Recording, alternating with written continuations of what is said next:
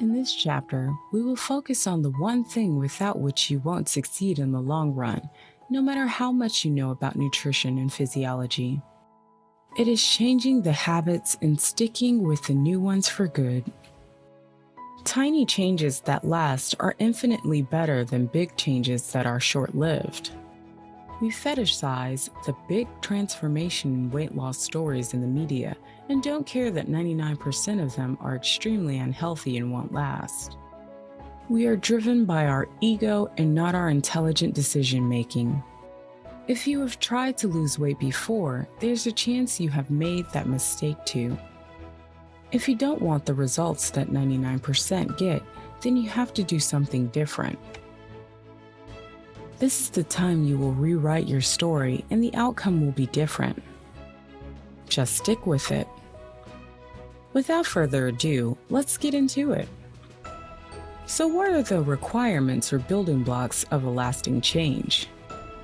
Visions, goals plus possibility equals sustained motivation. Change self-image. Self-monitoring. Automated systems, processes, and routines. Social environment. Let's go over those one by one. Sustained motivation. We have a wrong idea of motivation. We think it is a one-time thing when we start something and then it fades away. This is a formula for an endless cycle of failures. Instead, we should aim to treat motivation as a refilling resource. The key is to find a way to keep getting motivated over and over again. This is a difficult subject on its own and would need a whole course in itself. But here are the main principles of sustained motivation. Possibility. For you to be and stay motivated, you have to believe that the change is possible. That requires the knowledge and the right mindset.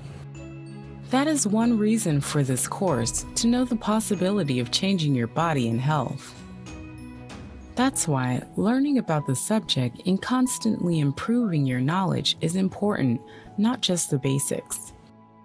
The other thing that shows you the possibility is other people's success stories.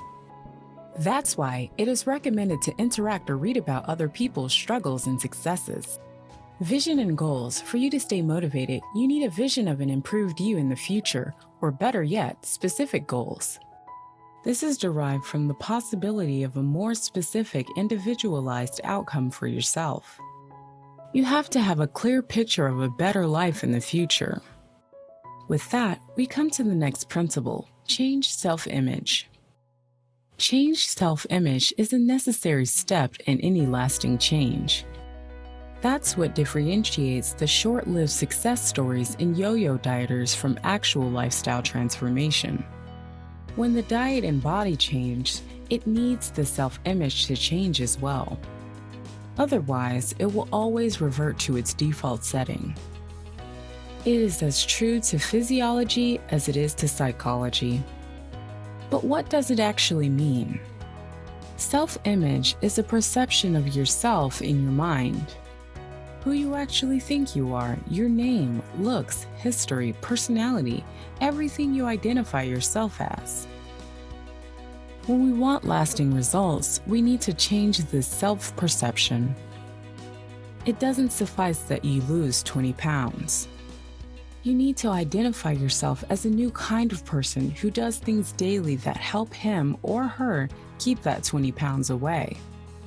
You have to know that you are a person who sleeps well and regularly, who eats healthy, and invests in self-development. Do you see the difference? Changing self-image isn't a one-time thing. It is a long process. The best way is to change your self-image 1% every day as you change outside factors like nutrition and physical activity. Those two support and enhance each other. It needs deliberate work and conscious effort.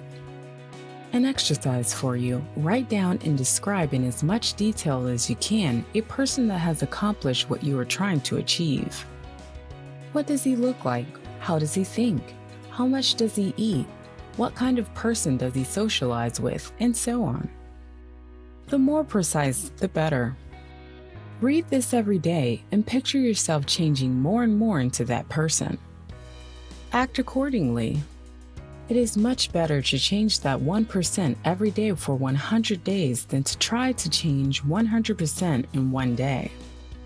Self-monitoring. We have covered that in detail already. Self-monitoring is a tool to keep a finger on the pulse and adjust rapidly. It is also a very good motivational tool and helps you change that self-image. Learn to use it. Automated systems, processes, and routines. Have you ever wondered why we haven't covered the willpower already? As almost all lifestyle changes and diets depend on it and fail when willpower runs out, it is one thing you can't build a lasting change on. That's why you need automated systems, processes, and routines. This whole course is built around them. For example, eating by the specific plan and specific foods. Buying only those specific foods from the store in advance. Going to bed and waking up at the same time every day. Monitoring your weight, blood sugar, and waist circumference every Monday morning. Those are just some examples. Most people are drifting through life without systems and processes, or those are not conscious and effective. When they try to change, they do it with a great willpower effort and mostly succeed in a short period. But those changes never last. It is okay to use that motivation and willpower initially, but you should rather quickly start building those systems into your everyday life. The longer you do them consciously, the more subconscious or automated they become. The more automated they become, the less willpower and active effort they require. Something to do: start consciously creating automated systems into your everyday life. Try to make them as easy as possible to follow. Social environment. This is one factor that is always affecting our behavior without us knowing. It is very powerful, but we have a built-in system in our subconscious that blocks us from understanding its effect. In other words, the social environment is affecting us almost 24/7, but we think that those are our own decisions. It is an important evolutionary process, and we are powerless in avoiding it. But on the other hand, we shouldn't. Instead, we should use its amazing power. The famous saying goes that you are the average of the closest 5 people around you. And it is quite true. Just like energy-draining and destructive people cause misery in your life, uplifting and supportive people create success. You should consciously work to surround yourself with people who are role models for your own self-image. If you want to see yourself as a disciplined person who works out every day and sleeps well, you should spend time with those kinds of people. On the other hand, if you spend time with people who only eat pizza, drink only beer, and move as little as possible, your own choices to succeed will be much lower.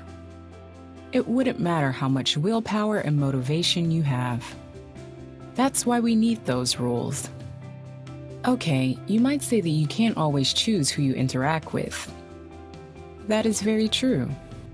Your spouse, children, parents, and coworkers are just some examples. That said, there still are many factors you can affect. You can limit your time with destructive people and spend more time with motivating people.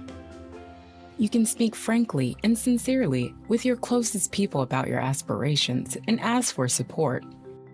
Better yet, try to get them motivated and involved. It is so much harder to eat clean when your spouse is devouring pizza 3 times a day. Find new friends. Just because you've had a 6-pack of beer with John 3 times a week for the last 10 years doesn't mean you are married to him for the rest of your life. If you have nothing else in common with John, instead, join a support group or fitness club or hobby circle. Seek out people whose aspirations and lifestyle correlate to your own. Be a mentor and motivation to others. Don't nag, just be the best you can be and inspire others to change through your own positive change. There were the 5 main principles of which you need every single one to succeed in the long term or maximize your chances. If you are serious about change or tired from trying and failing, you need to take those principles seriously and start working towards them. To sum it up, what you need to do, create a vision for your change and seek out practical knowledge on how to get there. Work consciously on your self-image towards the image that you aspire to be. Monitor that change and learn from the mistakes and successes. Constantly improve. Create automated systems that take the willpower and conscious decision-making out of the formula. Work towards creating a social environment that is supportive, challenging, and motivating.